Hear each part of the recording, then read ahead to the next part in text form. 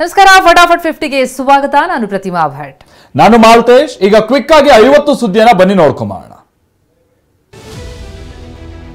ರಾಜ್ಯದಲ್ಲಿ ಮತ್ತೊಮ್ಮೆ ಸಿಎಂ ಕೂಗು ಕೇಳಿ ಬಂದಿದೆ. ಚಿಕ್ಕಮಗಳೂರಿನಲ್ಲಿ ಟೀಕೆ, ಮುಂದಿನ ಸಿಎಂ ಘೋಷಣೆ ಕೂಗಲಾಗಿದೆ.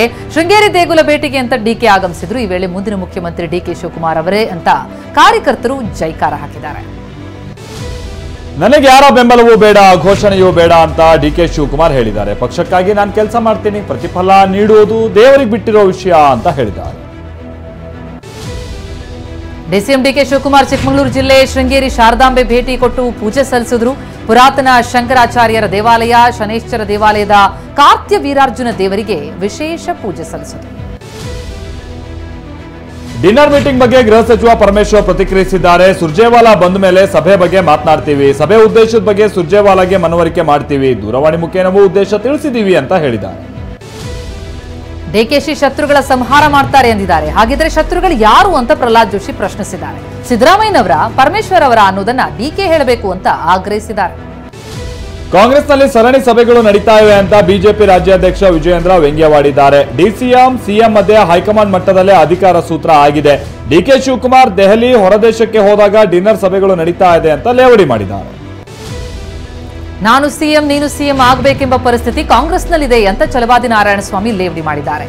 ಯಾರು ಊಟಕ್ಕೂ ಸೇರೋ ಸ್ವಾತಂತ್ರ್ಯ ಇಲ್ಲ, ದಲಿತ ಮಾಫಿಯಾ ಕಾಂಗ್ರೆಸ್ನಲ್ಲಿದೆ ಎಂದಿದ್ದಾರೆ. ತೆರಿಗೆ ಪಾಲಿನಲ್ಲಿ ಕೇಂದ್ರದಿಂದ ರಾಜ್ಯಕ್ಕೆ ಅನ್ಯಾಯ ಆಗಿರೋದಾಗಿ ಡಿಸಿಎಂ ಡಿಕೆ ಶಿವಕುಮಾರ್ ಆರೋಪಿಸಿದ್ದಾರೆ. ನಮಗೆ ಅನ್ಯಾಯ ಆಗಿದೆ, ಈ ಬಗ್ಗೆ ಪರಿಶೀಲನೆ ಮಾಡ್ತೀವಿ ಎಂದಿದ್ದಾರೆ.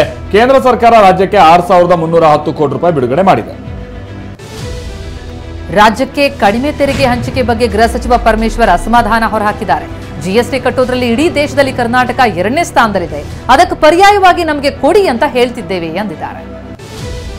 ಕೇಂದ್ರದಿಂದ ತೆರಿಗೆ ಹಂಚಿಕೆ ಸಮರ್ಪಕವಾಗಿ ಬರ್ತಾ ಇಲ್ಲ ಅಂತ ಕಾಂಗ್ರೆಸ್ ನಾಯಕರಿಗೆ ಕೇಂದ್ರ ಸಚಿವ ಪ್ರಹ್ಲಾದ್ ಜೋಶಿ ಯಾರ್ಯಾರು ಆರೋಪ ಮಾಡಿದ್ರು ಅಂತವರಿಗೆ ತಿರುಗೇಟು ಕೊಡ್ತಿದ್ದಾರೆ. ತಮ್ಮ ತಪ್ಪು ಮರೆಮಾಚೋದಕ್ಕೆ ಕೇಂದ್ರದ ಮೇಲೆ ಬೊಟ್ಟು ಮಾಡ್ತಾ ಇದ್ದಾರೆ. ಹಣಕಾಸು ನಿರ್ವಹಣೆ ಆಡಳಿತದಲ್ಲಿ ರಾಜ್ಯ ಸರ್ಕಾರ ವಿಫಲವಾಗಿದೆ ಅಂತ ಟೀಕೆ ಮಾಡಿದ್ದಾರೆ. ಬಿಜೆಪಿ ಎಂಎಲ್ಸಿ ಸಿಟಿ ರವಿಗೆ ಬೆದರಿಕೆ ಪತ್ರವೊಂದು ಬಂದಿದೆ. ಸಚಿವೆ ಲಕ್ಷ್ಮೀ ಹೆಬ್ಬಾಳ್ಕರ್ ಅವರು ಕ್ಷಮೆ ಕೇಳದಿದ್ರೆ ಹತ್ಯೆ ಮಾಡೋದಾಗಿ ಪತ್ರದಲ್ಲಿ ಇದೆ ಅಂತ ಸಿಟಿ ರವಿ ಪಿಎ ಚೇತನ್ ದೂರು ಕೊಟ್ಟಿದ್ದಾರೆ. ಚಿಕ್ಕಮಗಳೂರಿನ ಬಸವನಹಳ್ಳಿ ಠಾಣೆಯಲ್ಲಿ ದೂರು ದಾಖಲಾಗಿದೆ.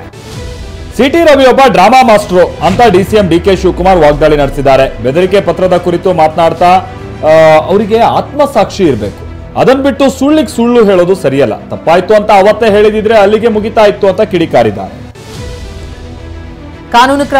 ಕಾನೂನನ್ನ ಕೈಗೆ ತೆಗೆದುಕೊಳ್ಳುವಂತಹ ಅಧಿಕಾರ ಯಾರಿಗೂ ಇಲ್ಲ ಅಂತ ಕೇಂದ್ರ ಸಚಿವ ಪ್ರಹ್ಲಾದ್ ಜೋಶಿ ಕಿಡಿಕಾರಿದ್ದಾರೆ. ಬೆದರಿಕೆಯನ್ನು ಗಂಭೀರವಾಗಿ ಪರಿಗಣಿಸಬೇಕು, ನಮ್ಮದು ಸುಸಂಸ್ಕೃತ ರಾಜ್ಯ, 1 ಗಂಟೆಯಲ್ಲಿ ಮನಸ್ಸು ಮಾಡಿದರೆ ಹಿಡಿಬಹುದು ಎಂದಿದ್ದಾರೆ. 6 ನಕ್ಸಲರು ಶರಣಾಗತಿಯಾದ್ರೆ ನಕ್ಸಲ್ ಚಟುವಟಿಕೆ ಅಂತ್ಯ ಆಗುತ್ತಾ ಅಂತ ಕೇಂದ್ರ ಸಚಿವ ಪ್ರಹ್ಲಾದ್ ಜೋಶಿ ಪ್ರಶ್ನಿಸಿದ್ದಾರೆ. ಹುಬ್ಬಳ್ಳಿಯಲ್ಲಿ ಮಾತನಾಡಿದ ಜೋಶಿ ಮುಂದಿನ ದಿನಗಳಲ್ಲಿ ನಕ್ಸಲಿಸಂಗೆ ಪ್ರೋತ್ಸಾಹ ಸಿಗದಂತೆ ಕ್ರಮ ತೆಗೆದುಕೊಳ್ಳಬೇಕು ಅಂತಾನೂ ಹೇಳಿದ್ದಾರೆ.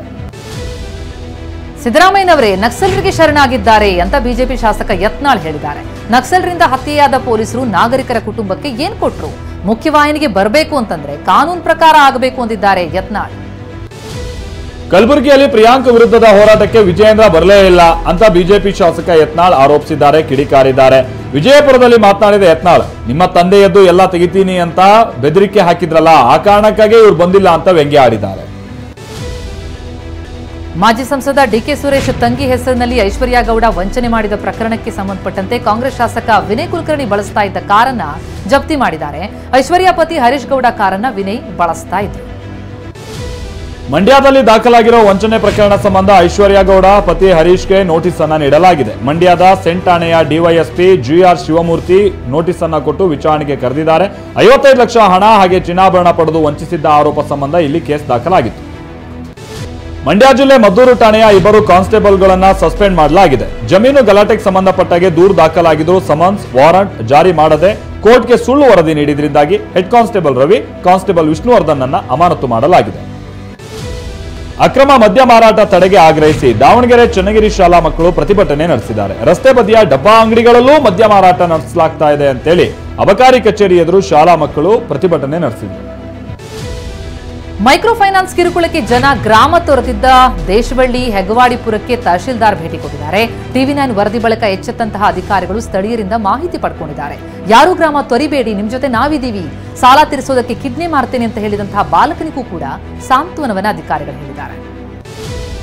ರಾಮಲಲ್ಲಾ ಮೂರ್ತಿ ಪ್ರತಿಷ್ಠಾಪನೆಗೆ 1 ವರ್ಷ ಆಗಿರುವಂತಹ ಹಿನ್ನೆಲೆಯಲ್ಲಿ ಅಯೋಧ್ಯೆಯಲ್ಲಿ ಸಂಭ್ರಮ ಮನೆ ಮಾಡಿದೆ. ಶ್ರೀರಾಮನ ಮೂರ್ತಿಗೆ ವಿಶೇಷ ಅಭಿಷೇಕ ನೆರವೇರಿದೆ.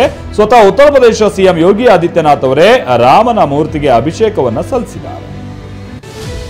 ಕ್ಯಾನ್ಸರ್ ಮುಕ್ತರಾದ ಹ್ಯಾಟ್ರಿಕ್ ಹೀರೋ ಶಿವರಾಜ್ ಕುಮಾರ್ ಅಮೆರಿಕದ ಮಯಾಮಿ ಬೀಚ್ ನಲ್ಲಿ ಕಾಲ ಕಳೀತಾ ಇದ್ದಾರೆ. ಸದ್ಯ ಆಸ್ಪತ್ರೆಯಿಂದ ಡಿಸ್ಚಾರ್ಜ್ ಆಗಿರುವಂತಹ ಶಿವಣ್ಣ ಬೀಚ್ ನಲ್ಲಿ ಸುತ್ತಾಡ್ತಾ ಇದ್ದಾರೆ. ನನ್ನ ಸಮುದ್ರ ನೀವು ಅಂತ ಪೋಸ್ಟ್ ಅನ್ನ ಮಾಡಿದ್ದಾರೆ. ಮೈಸೂರಿನಲ್ಲೇ ಉಳಿಯಲು ಕೋರ್ಟ್ನಿಂದ ಅನುಮತಿ ಪಡೆದಂತಹ ನಟ ದರ್ಶನ್ ಈ ವರ್ಷವೂ ಫಾರ್ಮ್ ಹೌಸ್ನಲ್ಲಿ ಸಂಕ್ರಾಂತಿ ಆಚರಿಸುವ ಸಾಧ್ಯತೆ ಇದೆ. ಸಂಕ್ರಾಂತಿ ಹಬ್ಬದ ಬಳಿಕ ಚೇತರಿಸಿಕೊಂಡು ಸಿನಿಮಾ ಕೆಲಸ ಆರಂಭಿಸಿರುವ ಗುಡ್ ನ್ಯೂಸ್ ಕೊಡ್ತಾರಾ ಅಂತ ಅಭಿಮಾನಿಗಳು ಕಾತರದಿಂದ ಕಾಯ್ತಾ ಇದ್ದಾರೆ. ಪುಷ್ಪಾ 2 ಸಕ್ಸಸ್ ಕೊಟ್ಟ ನಿರ್ದೇಶಕ ಸುಕುಮಾರ್ಗೆ ನಟಿ ರಶ್ಮಿಕಾ ಮಂದಣ್ಣ ಹುಟ್ಟುಹಬ್ಬದ ಶುಭ ಕೋರಿದ್ದಾರೆ. ಐ ಮಿಸ್ ಯು ಅಂತ ಹಾರ್ಟ್ ಎಮೋಜಿ ಬಳಸಿ ವಿಶ್ ಮಾಡಿದ್ದಾರೆ. ಮಾಜಿ ಕ್ರಿಕೆಟಿಗ ಕನ್ನಡಿಗ ರಾಹುಲ್ ದ್ರಾವಿಡ್ 52ನೇ ಹುಟ್ಟುಹಬ್ಬವನ್ನು ಆಚರಿಸಿಕೊಳ್ತಾ ಇದ್ದಾರೆ. ಗೋಡೆ ಎಂಬ ಖ್ಯಾತಿಯ ದ್ರಾವಿಡ್ಗೆ ಶುಭಾಶಯಗಳ ಸುರಿಮಳೆಯೇ ಹರಿದು ಬರ್ತಾ ಇದೆ. ಶಿಸ್ತು ಮತ್ತು ಬದ್ಧತೆಯ ವ್ಯಕ್ತಿ ಅಂತ ಬಿಸಿಸಿಐ ಹಾಗೂ ಹರ್ಭಜನ್ ಸಿಂಗ್ ಕೊಂಡಾಡಿದ್ದಾರೆ.